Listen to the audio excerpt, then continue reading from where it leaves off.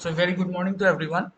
This is Himanshu Bora, student activist, who has been leading this campaign for the best of either term subjective wise.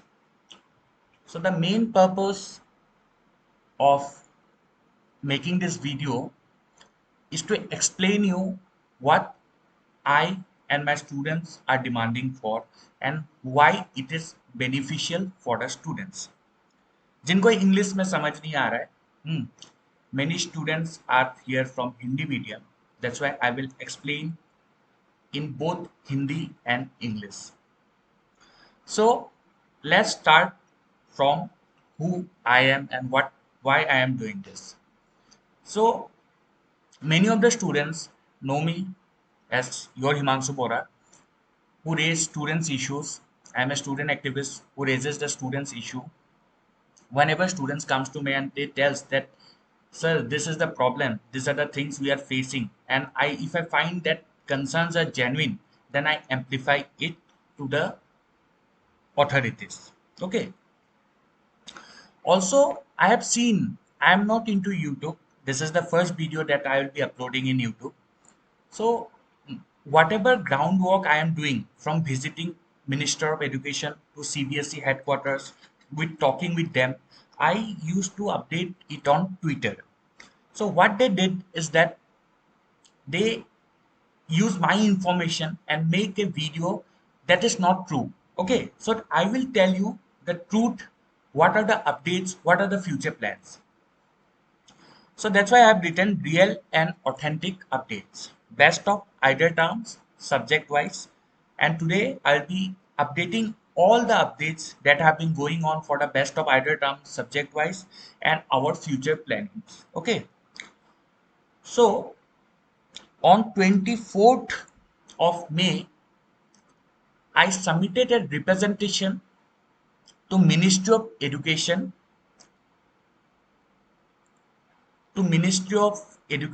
that is MOE, Ministry of Education, to CBSE headquarters,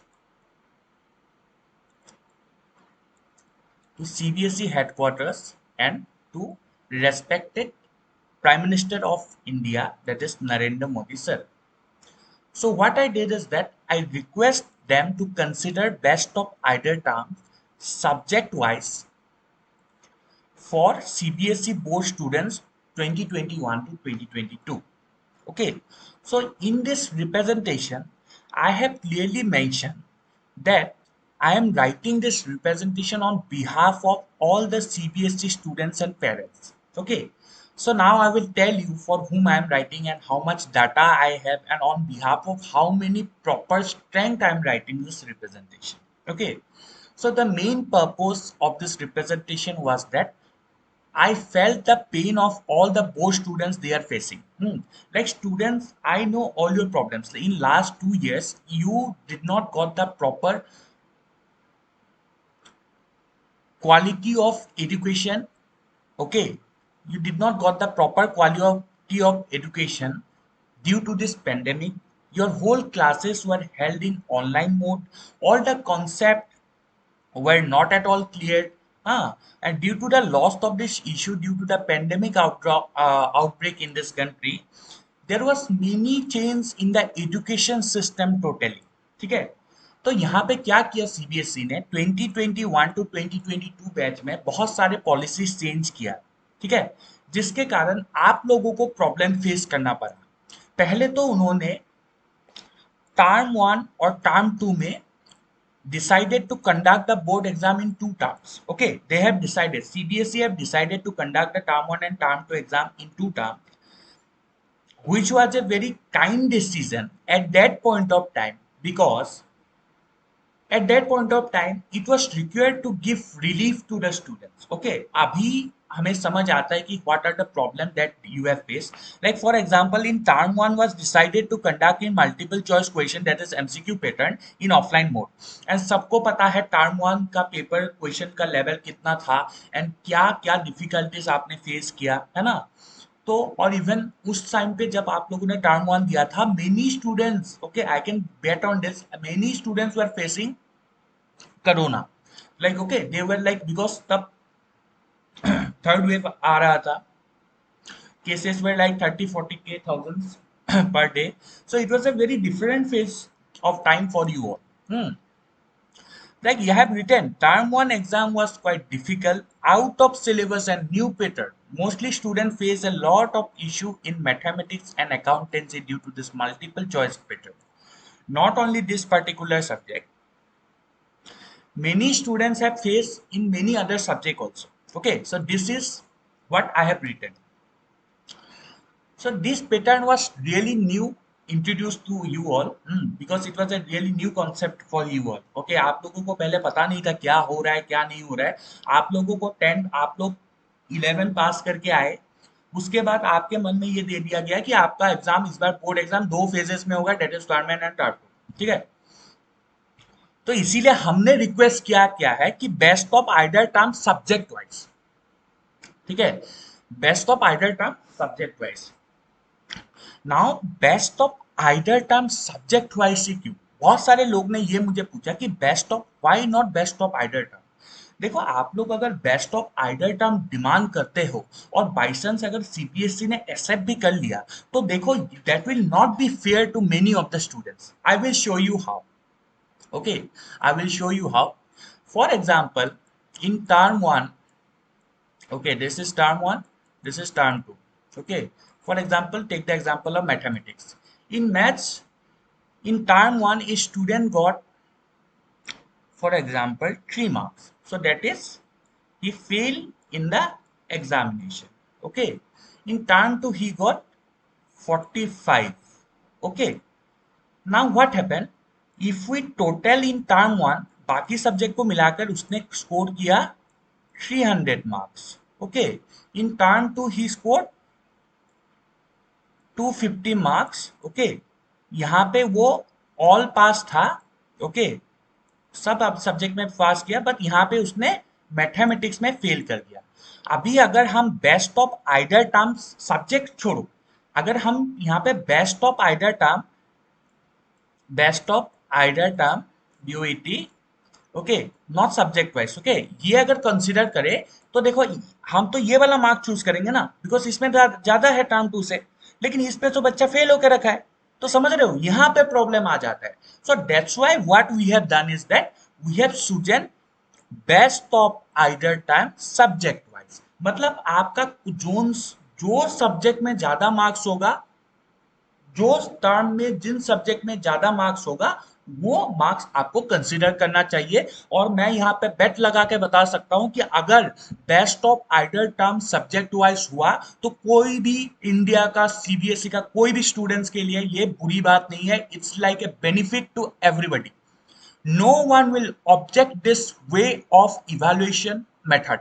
Okay, and if somebody, see, there may be someone who have, like, who is not satisfied with this best of either term, but see, in majority, if that's why what I am explaining to you, that ये आप लोगों के लिए खुशी की बात है. आप लोगों को सपोर्ट दिखाना चाहिए, बिकॉज इससे सबका फायदा है. किसी को, no one will be affected by this. Okay, मैं आपको बताता हूं. 30-70 हमने एक्सेप्ट कर लिया. ठीक है, मैं आपको बताता हूं, 30-70 कर लिया तो क्या होगा. जो टर्म 1 में बच्चे का रिजल्ट खराब गया था, उनका तो मार्क्स कम हो जाएगा, है ना. जो टर्म 1 में जिनने अच्छा किया है उनका ज्यादा हो जाएगा. तो ये this method is not at all justified to students. मैं ये मेथड को सपोर्ट ही नहीं कर सकता हूं, बिकॉज देखिए, कोरोना या जो लास्ट 2 इयर्स में फेस किया गया है, ये आप लोगों की गलती की वजह से नहीं था, है ना. This is not your fault. तो मैं इस मेथड को सपोर्ट नहीं करता हूं. आई डोंट सपोर्ट 30-70, 40-60, मैं ये सब मेथड को सपोर्ट नहीं करता हूं. मेरा एक ही डिमांड है, best of either term subject wise. उसके लिए सीबीएसई हेडक्वार्टर्स में भी हमने प्लान बता दिया है.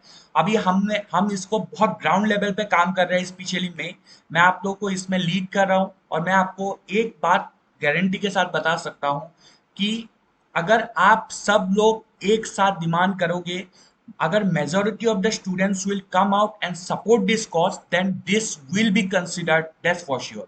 लेकिन आप लोग अगर कोई भी लोग सपोर्ट नहीं करेंगे, है ना, अगर माइनॉरिटी सपोर्ट करेंगे, then it is not possible. ठीक है, now I will explain you best of either term subjective wise, what is this method, ये क्या होता है। ठीक है, तो पहला पॉइंट होता है select the subject highest marks by comparing both the terms.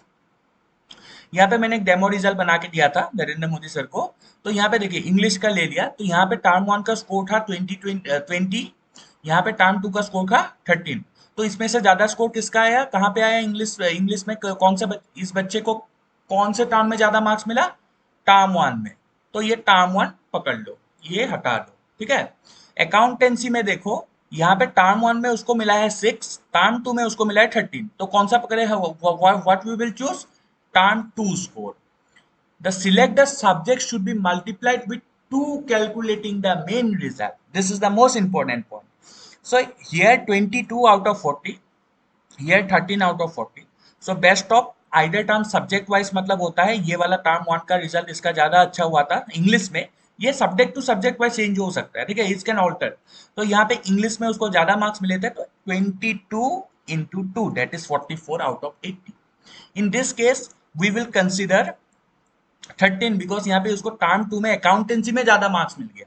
तो इसको हम लिखेंगे 13 into 2 into 20, that is 26 out of 80.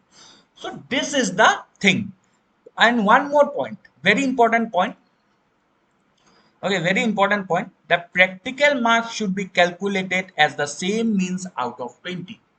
ठीक है, जो प्रैक्टिकल मार्क्स था 20 मार्क्स का, उस पे हम कोई डिमांड नहीं कर रहे, वो जैसे था वैसे ही आप लोग कैलकुलेट करो, how it was earlier, calculate on that basis.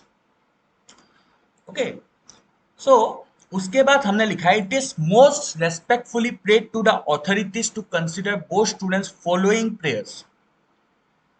हमने ये बोला है कि बोथ स्टूडेंट्स का क्या प्रेयर्स है, व्हाट आर देयर डिमांड्स, हम कंसिडर करने के लिए बोल रहे हैं CBSE board, ministry of education और prime minister Narendra Modi sir को। तो यहाँ पे हमने लिखा है best of either term subject wise method of calculating the final result will be a big relief to the students. ठीक है, ये जो best of either term subjective wise है, ये अगर कंसिडर कर लिया गया तो ये सभी के लिए बहुत एक अच्छी बात होगी। कोई भी इससे no one will get affected badly. Okay, everyone will be get a relief. Okay, no one, it's like everyone should be happy. So now I have written here 4 points, very major important point. आप लोग अगर ये representation पढ़ लेते तो कोई भी बच्चा इससे नाराज नहीं होता, everyone will be supporting this cause. शायद मेरा ये वीडियो बनाने का एक ही मोटिव है ताकि मैं आपको समझा पाऊं, ठीक है, और आपसे मैं उम्मीद करता हूं कि आप लोग सपोर्ट करोगे। और अभी मैं आपके कंटिन्यूअसली आपके यहाँ पे वीडियो डालूंगा, मैं आपको पूरा एक एक दिन का अपडेट दूंगा आज के बाद, ताकि आप सब लोग कनेक्टेड रहो और सबको ऑथेंटिक न्यूज मिलती रहे। ठीक है, if any student score good marks in term 1 and he scored less mark in term 2, as per this method board will select highest mark score and multiply with 2. तो देखिए कोई बच्चे ने टर्म वन में उसको अच्छा मार्क्स मिल गया और टर्म टू में उसको थोड़ा सा उससे कम मार्क्स मिल गया, तो best of either term subject wise से हिसाब से आपको जो मार्क्स जिस टर्म में आपको ज्यादा मार्क्स मिला है उसको हम कंसिडर करेंगे, उसको हम लेंगे और उसको मल्टीप्लाई इंटू 2 करेंगे। दूसरा डिमांड यह है if the student fail in one term in one subject and he score good marks or pass that respective subject in term 2, her result will show good performance. तो ये बहुत important point है। मैं चाहता हूं कि कोई भी स्टूडेंट इस साल, देखिए सबको पता है क्या सिचुएशन था, कोई बच्चा फेल क्यों करे, अगर उस बच्चे ने एक टर्म में एक सब्जेक्ट में उसने फेल कर गया, मैं मानता हूं, ठीक है, बट उसने सेम सब्जेक्ट को दूसरे टर्म में वो पास कर गया, तो उसको पास करना चाहिए ना, तो उसको उस सब्जेक्ट का उस बेसिक्स पे आप लोग मार्क्स लीजिए। तो this is the reason. So term 1 has high fail rate. It means that this time final result will have high compartment rate. So this method student will have less chance of compartment exam. देखिए सबको पता है term 1 में जो fail rate होता है ना, fail rate जो जितने स्टूडेंट्स फेल है वो थोड़ा सा हाई था। तो हम चाहते हैं कि ये स्टूडेंट्स की गलती नहीं थी, इस साल जो भी एक आप लोगों को प्रॉपर एजुकेशन नहीं मिला गया है वो student, that is not students mistake, okay, that is not students mistake, then why should you all suffer? My question is to CBSE, why should you all suffer? Students की कोई गलती नहीं थी तो स्टूडेंट्स क्यों सफर करेंगे? अगर उन्होंने एक, वो लोग अगर टर्म वन पे फेल किए हैं तो टर्म टू पे पास किया, तो टर्म वन टर्म टू का मार्क्स पकड़िए, बेस्ट ऑफ आइदर टर्म्स कीजिए, सब्जेक्टिव वाइज करके आपको उनका फाइनल रिजल्ट दीजिए, सबको अच्छा मार्क्स मिलेगा। इसके बाद no one will be get affected. Due to this, lot of issue faced by the 2021 to 2022 batch, best of either subjective wise should be considered. This method is very supportive and will give a big relief to the students. मैं आपको एक बात बताना चाहता हूँ कि best of idol terms अगर select हो गया, आपको ये मेथड ये अप्लाई हो गया, तो यहाँ पे कोई एक बच्चा नहीं रहेगा जो बच्चा इससे बेनिफिटेड नहीं होगा। सब इंडिया के जितने भी बच्चे हैं, हर एक बच्चे को ये नीड है और सब बच्चे को ये मिलना चाहिए best of idol term subject wise. ठीक है, तो यहाँ पे हमने कुछ उनको सिग्नेचर्स दिया था। ठीक है, तो इस रिप्रेजेंटेशन के पीछे 10,000 लोगों के लिए मैं बिहार पे लिखा था, दैट इज 10K। ओके, तो all the supporting documents to this representation is verified and annex and are marks at there। तो यहाँ पे जितने भी सपोर्टिंग डॉक्यूमेंट्स था तो वो सब बना के हमने दिया था, और यहाँ पे नीचे ये देखिए हिमांशु बोरा स्टूडेंट एक्टिविस्ट में। ठीक है, तो इसके बाद जब हमने ये रिप्रेजेंटेशन दिया, उसके बाद ये सिर्फ मैंने दिया था 20-30 लोगों के साथ सपोर्ट में थे तब। उसके बाद हम लोग, मुझे एक मैसिव सपोर्ट मिला और न्यूज चैनल्स की, मैंने न्यूज चैनल से बात किया। उसके बाद हमारे पास पूरे इंडिया का अभी सपोर्ट है, बहुत सारे स्टूडेंट्स का सपोर्ट है। अभी कल हमने एक ट्विटर कैंपेन किया था, वहां पे हम ट्रेंड भी किए बहुत सारे स्टेट में। देखिए अभी सपोर्ट आ रहा है सबके पास, everyone is supporting. Now what we need is that, हमें चाहिए आप लोगों का सपोर्ट। हमें चाहिए हर एक बच्चा, जो मैं बोलूं आप लोग उसको फॉलो कीजिए, आप पढ़ाई करते रहिए, अपने एंट्रेंस वगैरह जो भी है, और साथ में अगर आपको बेस्ट ऑफ आइडल टू चाहिए तो आप लोग अपना जो डिमांड्स है, अपना जो कंसर्न्स है, उसको पैरेलली एम्पलीफाई करते रहिए। तो ये देखिए CBSE class 10 student demand best subject wise terms guess to be considered. तो ऐसे बहुत सारे न्यूज आर्टिकल्स लिखा है। यहाँ पे देखिए मेरा नाम भी है, Himanshu Bora, president of all India JEE students association, said today we submitted the best of idol term representation to prime minister. So thank you students, मुझे लगता है कि आपको अभी best of idol terms subject wise का पूरा होल कंसेप्ट आपको समझ आ गया होगा, क्यों हम डिमांड कर रहे हैं, हम कैसे डिमांड कर रहे हैं, है ना।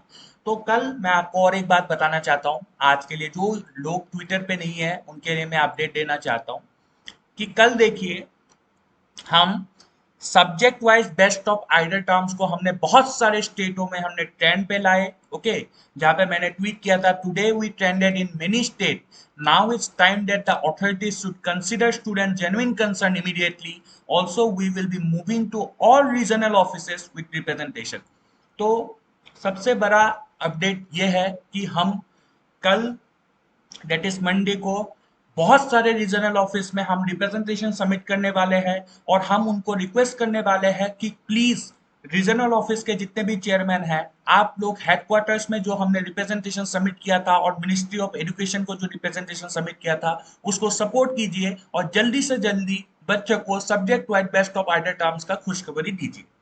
ये अभी के लिए अपडेट है।